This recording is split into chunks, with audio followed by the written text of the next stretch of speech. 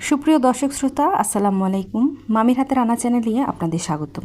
নরসিংদীর বিয়ে বাড়ি অতিথি আপ্যায়নে সবথেকে জনপ্রিয় এবং প্রচলিত একটি খাবার হচ্ছে এই মাসকলাইয়ের ডাল। অসাধারণ একটি ডাল হচ্ছে এই মাসকলাইয়ের ডাল। আমরা নরসিংদীর মানুষ খুব ইজি পদ্ধতিতে এই মাসকলাইয়ের ডালটা রান্না করে থাকি। খেতে অসম্ভব মজা, রান্না করলে ঘ্রাণে সারা বাড়ি ভরে যায়। কথা না বাড়িয়ে শুরু করা যাক। তো মাসকলাইয়ের ডাল নিয়েছি এখানে 3 চামচের মতো। মাসকলাইয়ের আস্ত ডালটাকে একটু হালকা করে টেলে তারপরে আপনারা এটাকে ব্লেন্ডারে গুঁড়ো করে নেবেন। তো খোসা ছাড়ানো ডাল বাজারে কিনতে পাওয়া যায়, মুদির দোকানে গিয়ে বললেই আপনাদেরকে মাসকলাইয়ের ডাল দিয়ে দিবে। গুঁড়া অবস্থাতেও কিনতে পাওয়া যায়, আপনারা চাইলে গুঁড়াটাও কিনতে পারেন। তো এখানে 2 কাপ পরিমাণ পানি দিয়ে আমি ডালটাকে 15 মিনিট ভিজিয়ে রাখবো। তো গরম পানি ইউজ করিনি, নর্মাল পানি ব্যবহার করেছি। তো 15 মিনিট পর ফিরে এলাম। দেখতেই পাচ্ছেন আমার ডালটা কিন্তু সুন্দর ঘন হয়ে গেছে। এখানে চিংড়ি মাছ নিয়েছি বড় 4টা, ছোট ছোট টুকরো করে কেটে নিচ্ছি। আপনারা চাইলে আস্ত চিংড়ি অথবা ছোট চিংড়িও ব্যবহার করতে পারেন।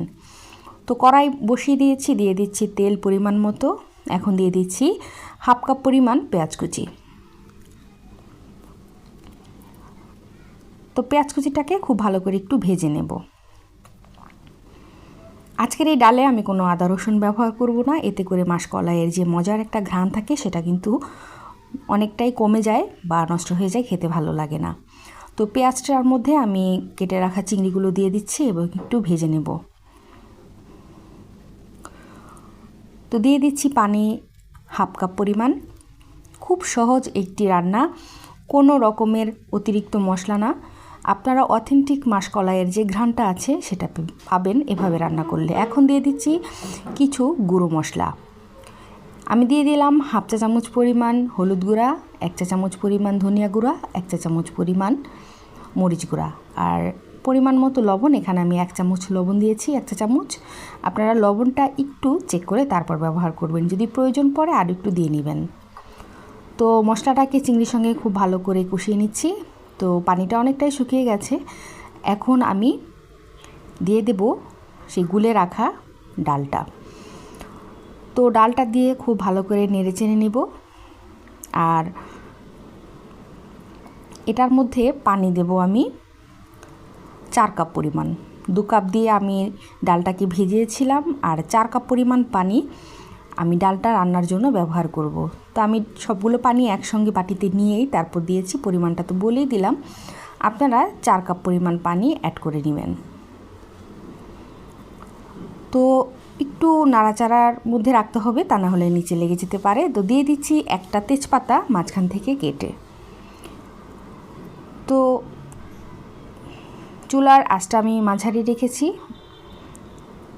তো ডালটাকে আমি অনবরত নাড়ছি যাতে নিচ থেকে লেগে না যায়। ডালে কিন্তু বলক চলে এসছে। তো এখন একটু কম কম নাড়লেও সমস্যা নেই, বলক চলে আসলে আর এটার মধ্যে গুটি বাঁধার কোনো চান্স থাকে না। তো বলক চলে যখন একটু ঘন হয়ে এসছে, এখন আমি এটার মধ্যে দিয়ে দিচ্ছি 3-4টা কাঁচামরিচ একটু ফালি করে। তো এখন দিয়ে দিচ্ছি ভাজা জিরা গুঁড়া। আমার ডালটা কিন্তু মোটামুটি হয়ে এসছে। এটা রান্না করতে খুব অল্প সময় লাগে, খুবই অল্প সময়, আপনারা তো দেখতেই পেলেন। তো দর্শক শ্রোতা, জিরাটা দিয়ে আমি খুব ভালো করে নেড়ে চেড়ে জিরাটাকে মিশিয়ে নিচ্ছি। এটা ভাজা জিরার গুঁড়া। তো এটা দিয়ে আমি একটু নেড়ে চেড়ে জিরাটাকে মিশিয়ে নিচ্ছি।